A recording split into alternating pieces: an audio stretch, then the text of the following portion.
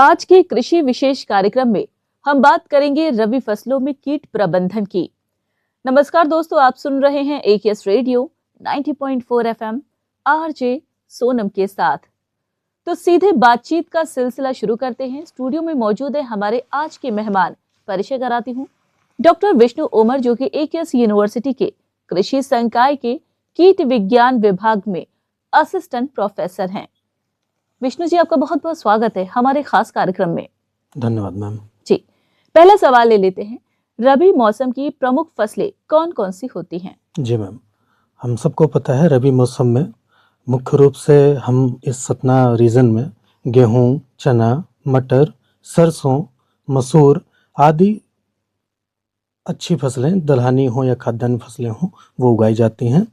आज हम जिस विषय पर चर्चा करने वाले हैं, इन फसलों में समय पर कीट प्रबंधन बहुत ज़रूरी है, क्योंकि अगर थोड़ी सी भी उसमें लापरवाही बरती जाए तो किसान भाइयों को ज़्यादा नुकसान हो सकता है।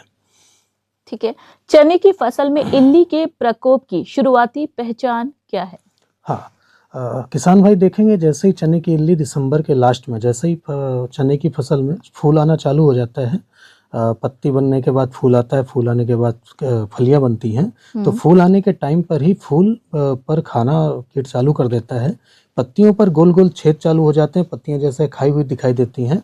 और अगर फलियां आ जाती हैं तो उस टाइम पे किसान भाई देखते हैं कि फलियों में गोल छेद हो करके कीड़ा अंदर होता है, आधा भाग कीड़े का फली के अंदर होता है और आधा भाग बाहर होता है, जिससे किसान भाई पहचान सकते हैं कीट का प्रकोप चालू हो गया है।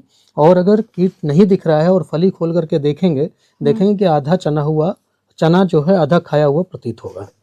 ठीक है, सरसों की फसल में माहू का प्रकोप कब अधिक होता है? जी मैम, ये बहुत अच्छा क्वेश्चन है, क्योंकि किसान भाई ये एक्सपेक्ट करके चलते हैं कि सरसों बोई गई है तो माहू आता ही आता है। बहुत बार ऐसा देखा गया, अगर हमारा क्लाउडी वेदर जनवरी या दिसंबर के महीने में अगर ठंडी पड़ रही है और बादल नहीं आए तो माहू का प्रकोप मुश्किल ही होता है कि हो। हाँ, अगर किसान भाई फोरकास्टिंग के द्वारा समझ लें कि जनवरी में बादल आ रहे हैं, हल्की बारिश चालू होने वाली है, तो आप समझ के चलिए कि माहू का प्रकोप होने वाला है। उससे पहले ही किसान भाई उचित जो मैनेजमेंट मेथड्स हों उनका प्रयोग करें, जिससे कि माहू के प्रकोप से बचा जा सकता है। ठीक है, अगला सवाल। मटर की फसल में प्रमुख कीट कौन कौन से होते हैं? बिल्कुल मैम, मटर में शुरुआती अवस्था में ही तना मक्खी का प्रकोप चालू हो जाता है। जैसे ही मटर की फसल बोई जाती है उसके 8 से 10 दिन के बाद ही हम देखते हैं कि मटर की फसल में तना मक्खी प्रकोप कर देता है और उससे पौधा जो है सूख जाता है। उसके बाद माहू का प्रकोप बढ़ जाता है और उसके बाद देखेंगे कि मटर की जो पॉट बोरर है, जो पॉट बोरर जो फली का कीट है, वो नुकसान देना चालू हो जाता है।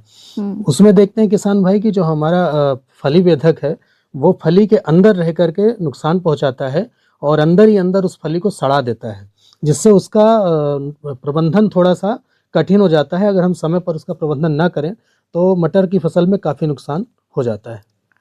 अच्छा, इसी पर एक और सवाल बनता है कि कीट प्रबंधन में समय पर निगरानी क्यों जरूरी है? जी मैम, अगर किसान भाई समय पर निगरानी नहीं करेंगे तो उनको ज़्यादा नुकसान हो सकता है, क्योंकि हम देखते हैं कि अगर हम उसका प्रबंधन ना करें तो बाद में उसकी पॉपुलेशन बढ़ जाती है और हम नेचुरल पेस्टिसाइड के द्वारा हम उनका कंट्रोल नहीं कर सकते हैं। बाद में हमें कन्वेंशनल पेस्टिसाइड की तरफ जाना ही पड़ जाता है, जिससे कि हमारे वातावरण को नुकसान होता है और बाकी हमारे फूड रेसिड्यू में भी उन इंसेक्टिसाइड का प्रकोप आ जाता है, जिसके कारण से हमारी खाद्य श्रृंखला में भी उन इंसेक्टिसाइड का अवशेष आ जाने के बाद हम पर भी नुकसान वो चालू हो जाता है। ठीक है, फेरोमोन ट्रैप और पीले चिपचिपे ट्रैप का क्या महत्व है? बिल्कुल, बहुत अच्छा क्वेश्चन है मैम। ये किसान भाइयों के लिए बहुत ज़रूरी है, क्योंकि बहुत सारे किसान भाई सिर्फ एक ही काम करते हैं कि जाकर के इंसेक्टिसाइड खरीदें और फसल पर छिड़क दिए। देखिए, फेरोमोन ट्रैप जो है वो जितने भी हमारे रात्रिचर इंसेक्ट हैं, जितने भी फली वेधक कीट हैं, उनको आकर्षित करके ही उनको मार देता है। जैसे फेरोमोन ट्रैप में जो फेरोमोन होता है वो पर्टिकुलर कीड़ा के फीमेल की गंध होती है। जैसे ही हम फेरोमोन ट्रैप लगाते हैं तो जो मेल कीड़े हैं जो रात में निकलते हैं वो फेरोमोन ट्रैप की तरफ आकर्षित होते हैं और फेरोमोन ट्रैप के नीचे हम लोग एक इंसेक्टिसाइड घोल करके रखते हैं, उसमें आकर के वो ट्रैप हो जाते हैं और हम उसको किल कर सकते हैं।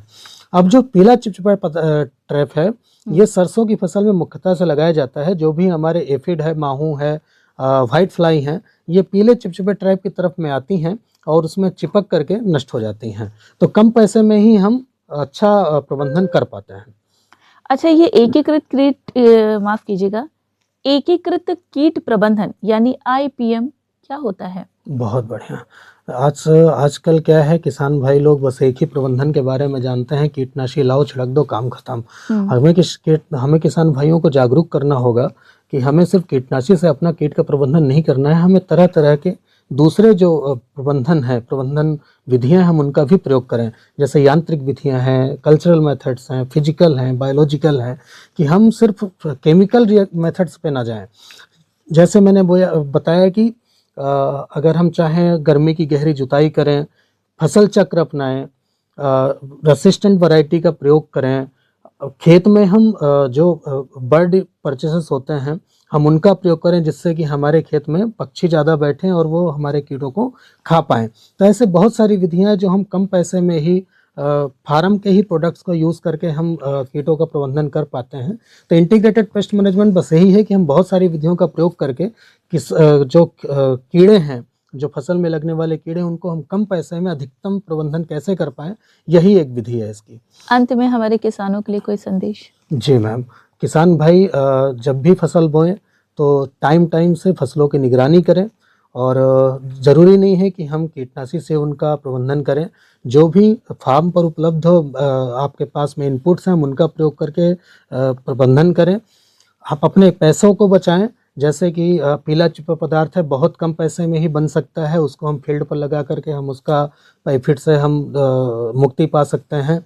घर में ही हम बायोपेस्टिसाइड बनाएं, नीम ऑयल है और ब्रह्मास्त्र है, नीमास्त्र है, उनको बना करके हम उनका छिड़काव करें, जिससे हमारे अपने किसान भाई अपने पैसों को बचा करके अधिकतम आमदनी प्राप्त करें। धन्यवाद। चलिए, बहुत बहुत शुक्रिया विष्णु जी हमारे साथ इतनी अहम जानकारी साझा करने के लिए, और स्टूडियो में आने के लिए आपका बहुत बहुत शुक्रिया। धन्यवाद। तो दोस्तों, ये थी आज की खास जानकारी। उम्मीद है ये बातचीत आपके लिए उपयोगी रही होगी। ऐसे ही कृषि से जुड़ी जानकारी के लिए सुनते रहिए AKS रेडियो 90.4 FM। फिलहाल मुझे दीजिए इजाजत। नमस्कार।